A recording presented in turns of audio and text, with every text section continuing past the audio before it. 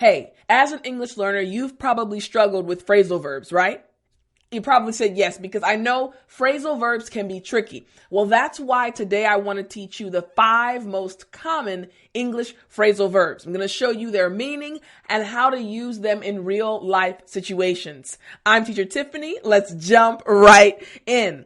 All right, so again, phrasal verbs can be tricky, but the first common phrasal verb is right here. Cut back.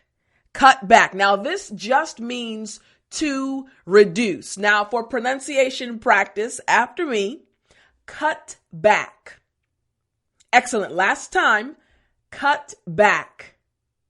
Good job. Now, this phrasal verb just means to reduce, but let's look at some example sentences. The first one is, they are cutting back expenses. So once again, remember the phrasal verb means to reduce. So, they are cutting back expenses actually means they are reducing their expenses. Makes sense, right?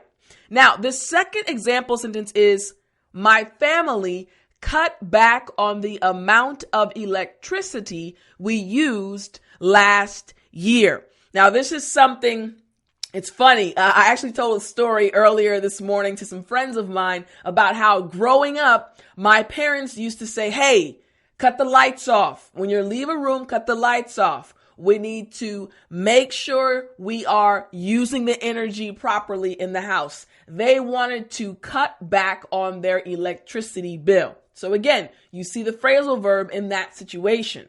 Now, the final example sentence for this phrasal verb is, I decided to cut back on a lot of things this year. Now, what I want to do right now is look at an actual situation, a situation that you can connect with. Now, I want you to think about the amount of junk food a person eats. Maybe you really like junk food, right? Now, I'm going to look at this. I'm going to show you a dialogue between 2 individuals, and you're going to see how the phrasal verb cut back can be used. So here we go. Here's the dialogue between Mike and Brian. Mike says, hey, Brian, we're going to get some French fries. You want to come? Brian, hey, Mike, thanks for asking, but I'm good. Oh, let me explain this to you. This is kind of a slang in English. I'm good just means I'm okay. I'm all right. I'm fine the way I am right now. So Brian is letting Mike know, hey, thank you for the invite, but I'm okay. I'm good. I don't need to go. I don't need French fries. So if you want to learn some American slang, you can actually use this one and sound more like a native English speaker. Oh, I'm good. It's okay. I'm good. So how does Mike respond to him? Mike then says, really? I'm surprised. You usually always jump at the chance to get French fries. Are you feeling okay? So now we see Mike is shocked because Brian usually always wants to eat French fries. Mike is surprised because Brian usually will always say yes when given the opportunity. That's what jump at the chance means. It means if someone gives you an opportunity, you immediately move. You immediately go for the chance or the opportunity. So in English, we say jump at the chance. So again, Mike is a little bit shocked because Brian usually jumps at the chance to eat some French fries. And then Brian says, I'm okay. I just started a new workout routine, so I am trying to be mindful of what I eat. Now, this is where Brian is letting Mike know, hey, I'm trying to be mindful of. I'm trying to watch. I'm trying to think carefully about what I eat. So, okay, Mike understands. You're trying to be mindful of what you eat. You're trying to be careful. Now, how can we use the phrasal verb in this situation? We can describe the situation like this. Brian is trying to cut back on junk food because he started a new exercise routine. Makes sense, right? He's trying to reduce the amount of junk food he eats because he's on a new exercise routine. He's following a routine. Makes sense, right? All right, so number one, cut back. Now, what about the second most common English phrasal verb? We have this one, get around. Get around. Now, this means to be heard by a lot of people. So again, for pronunciation practice after me, get around. Good. Last time after me, get around. Excellent. Now again, get around just means to be heard by a lot of people. So here are the example sentences. News of his promotion got around very fast. Next, it didn't take long for news of his resignation to get around. And finally, the news of their engagement got around quickly. Again, very common situations where if you get a promotion, of course, people are excited for you and the news will spread. If you resign, sometimes people will start talking and the news will spread. Or if you get engaged, people will start talking and the news will get around. But what about this situation, or another real life situation that will help you understand? So when a woman is pregnant, this dialogue is between Samantha and Mary. Samantha says, "Hey, Mary, how have you been?" Mary says, "Hey, Samantha, I've been great. I actually have been meaning to talk to you." Now, real quick, been meaning to do something means that you have it in the back of your mind. Something that you want to do, but you haven't done just yet. But you're like, ooh, I'm going to do that. I've been meaning to call you. I've been meaning to buy something that I want to do, but I haven't done just yet. So Mary says, "Hey, Samantha, I actually have been meaning to talk to you." Now here's the response. Samantha says, "Oh, really? What's going on?" "Well," says Mary, "Mark and I found out that our little family is going to be expanding or growing." Samantha says, "Wait, what? You're pregnant? Congratulations." And then Mary says something interesting. "Shh, not too loud, girl. Thanks so much. I just don't want everyone to know just yet. You know how fast news travels." Now, I know your brain is already working because we just learned the second most common phrasal verb, get around. And it seems like she's saying the exact same thing. So let's see how we can use it in this situation. We can say, Mary doesn't want the news of her pregnancy to get around too fast, so she only told Samantha. Makes sense, right? Again, get around, this phrasal verb, the second most common phrasal verb, means to spread quickly. And she doesn't want the news of her pregnancy to get around too fast. Now, we're going to look at the third most common English phrasal verb, but I want to remind you of something. My goal is to help 1 billion students around the world speak English with confidence. And part of speaking English with confidence and fluently is, of course, learning phrasal verbs. But there are also many other things that you must learn in order to be fluent in English. All right, so here we go. Let's go to the third most common English phrasal verb. Here we go. The third one is right here. Look into. Look into. Now, this means to try to discover facts about something. I'll give you a hint. I just told you about what? The English Fluency Week, a free event for you to speak English fluently. Well, you probably want to discover more information about it. You probably want to click the link. You want to look into the event even more. Makes sense, right? All right. So again, look into just means try to discover facts about something. Now, pronunciation after me. Look into. You got it. Good. Last time. Look into. Excellent. Now, look into. So let's look at some example sentences. Here we go. Now, this has 3 example sentences. After several customers complained about late deliveries, they decided to look into the matter.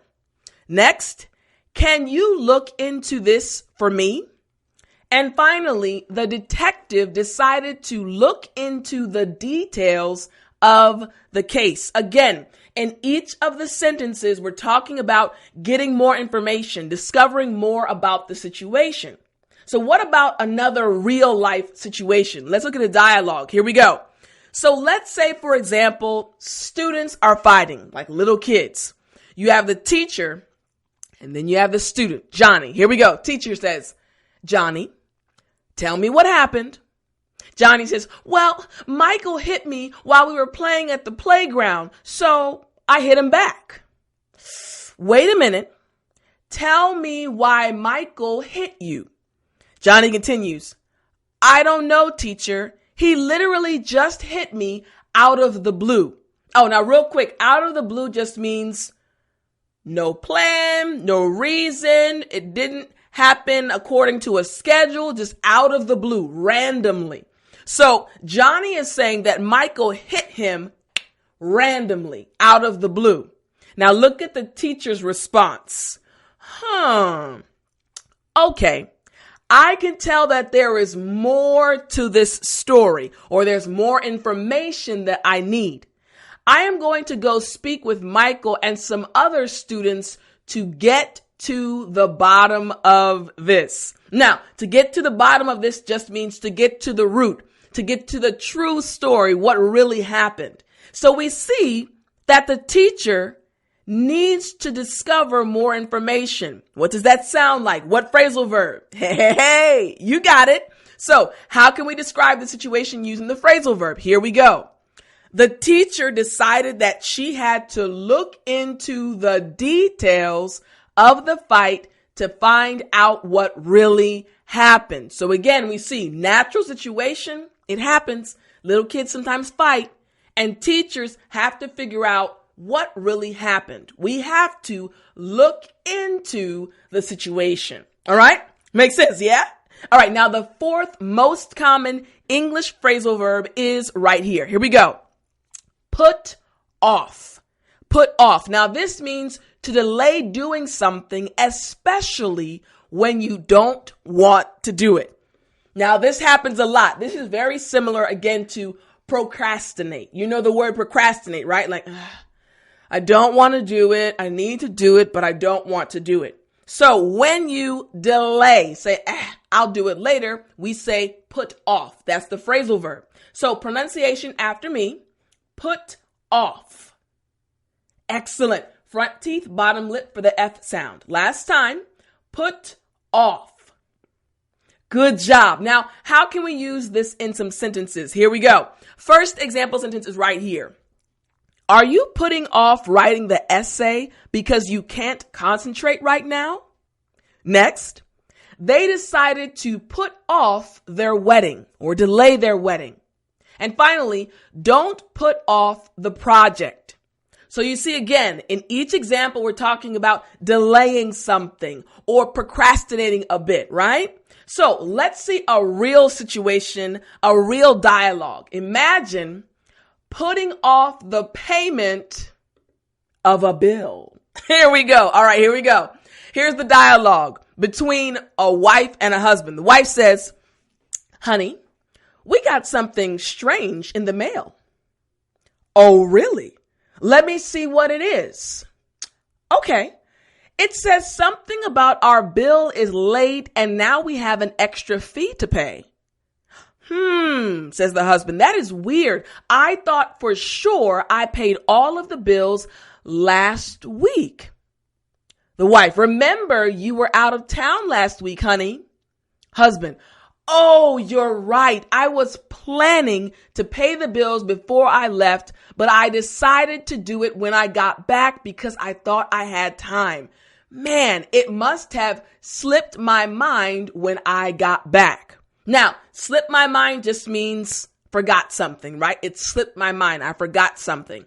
So the husband is saying, I was planning on doing it when I got back. I decided to delay the payment of the bill until I returned home. You got it. You know what we're going to be using. So how can we describe the situation? Here we go. Using put off. Her husband put off paying the bills because he thought he would have time to pay them after his trip. Makes sense. To delay. We understand the situation. Put off is a perfect phrasal verb for this situation and many others. Now, what about the fifth most common English phrasal verb? Here we go. The phrasal verb is right here. Give in. Give in. Now, this means to surrender, especially in a fight or argument. Now, for pronunciation, real quick after me, give in. Good. Now that V sound, front teeth, bottom lip, and a little bit of vibration. After me, last time, give in. Excellent. Now again, it means to surrender like, okay, fine, whatever you want, I'm going to do it. I don't want to fight, whatever you want. I am giving in right now. So let's see some examples, and this is right here. Here we go. First, Ben's mother gave in and let him stay out late with his friends. Next, my parents would not give in, so I stayed home. And finally, the enemy finally gave in, so the war stopped. So again, we see these situations where, hey, whatever you want to do, I'm not going to fight anymore. These individuals gave in. But what about a real situation, a dialogue we can look at? Here we go. Let's look at this dialogue right here. In this situation, a child begging for ice cream. Now here's the child. Mommy, can I have some ice cream? The mom, no, because you didn't finish all of your chores. Please, mommy, I promised to finish all of my chores before I go to bed tonight. He's putting off his chores. You got that, right? He's delaying his chores. You got that? Now, how does the mom respond? Here we go. Why should I let you get ice cream before you finish your chores? Now, here's the child. Because I finished all of my homework and I promise to do my chores too. Pretty please. Now, this is something that we use in English. Kids use it more often. Pretty please. It's like emphasizing please, like please, please, pretty please. So we use that to emphasize please, but adults don't use it as much. Kids use it, okay? All right. So how does the mom respond? Okay. Since you finished all of your homework, you can have some ice cream. So the mom went from saying no and then going back and forth with the child. Please, mommy. No. Please, mommy. I'll do this. Fine. Go ahead. You can have your ice cream. So the mom didn't want to fight about it anymore or argue. You know what we're doing. Exactly. Here's the sentence describing the situation. The mom finally gave in and allowed her child to have some ice cream. She finally said, go for it. Do it. You can have the ice cream. Makes sense, right? Excellent. Now, these 5 common English phrasal verbs will help you speak more fluently in English. But remember I said to improve your fluency even more, you need to join the free English Fluency Week by clicking the link in the description. Look into it. Guaranteed you will enjoy it, and I look forward to seeing you there. Thank you so much again for joining me today. I hope you guys continue to study English hard. Remember to always give your best and don't worry about making mistakes. You can do it. I'll see you next week, but remember to speak English.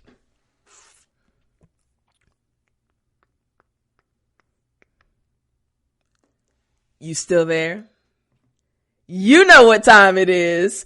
It's story time. Hey, I said it's story time. All right. So today's story actually is very interesting. This happened when I was studying Korean. I was a level 1 student. I was learning the basics, like the letters, the sounds, and basic verbs. So when I was studying and learning Korean, I remember my first class. It was great. Now, in my class, there were many different students, but I was the oldest out of all of them. At that time, I may have been 27 or 28. And my classmates were all like 17 and 18 years old. Now, the thing is, I was paying for my education. I was paying for the classes, and they weren't cheap. They were about $1,000 for 2 months. It was expensive, but I was working. I was a missionary English teacher, and I was taking a lot of my salary and using it to pay for my education. But there came a point in time where I started to wonder, because I knew the 17 and 18-year-olds weren't paying for their education. So I asked them one day, I said, I need to look into what they're doing that I don't know about. So I asked one of the students, she was a Japanese student. I remember her very well, very nice young lady. And I said, hey, I'm paying for my own education. How are you guys paying for this? Because it's not cheap. She said, oh, we're not paying for this. I said, what do you mean? She said, oh, we all have scholarships. And I said, what scholarship do you have? So she proceeded to give me more information about this Korean government scholarship that paid for everything. So I listened. I was very intrigued. I was very interested. And I said, wait a minute. All these students here are learning for free because of the scholarship.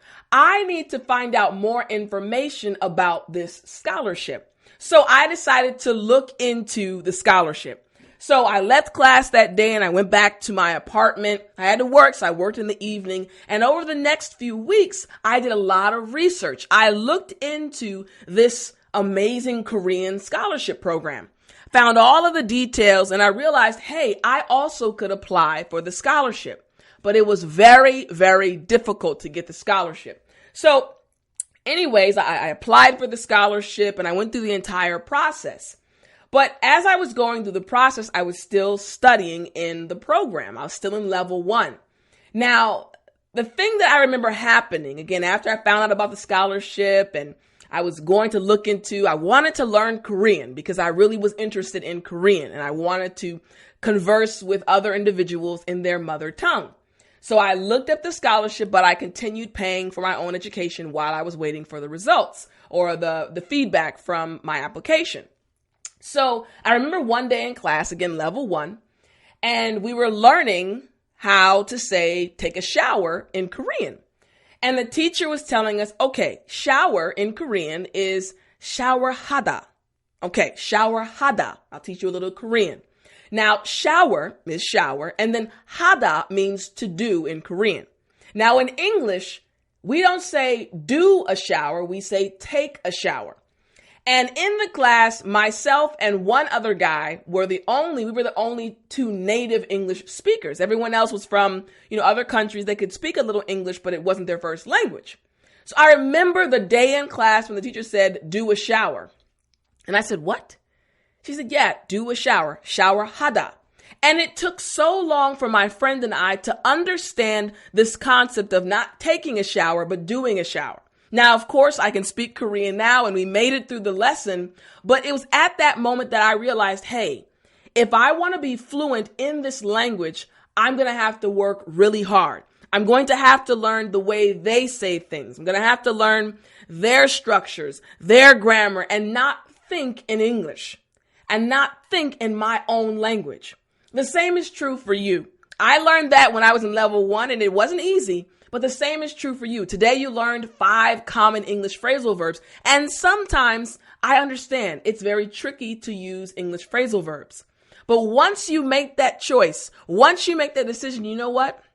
I'm not going to think about things in my own language. I'm going to think about them in the language I'm trying to learn, which is English. Things get easier. So I hope that you use all of these English phrasal verbs. Try to use one every day. Again, they're the common ones, so you can find examples and situations and you can master English and be fluent. So again, as you know, I speak English and I speak Korean. After I decided to do that, I was able to speak Korean fluently. Moving forward, learning, of course, through all the levels. So I hope this story inspires you that even in the beginning, if something seems difficult, as long as you put the effort in, you can definitely speak English fluently. Thanks so much, and I will see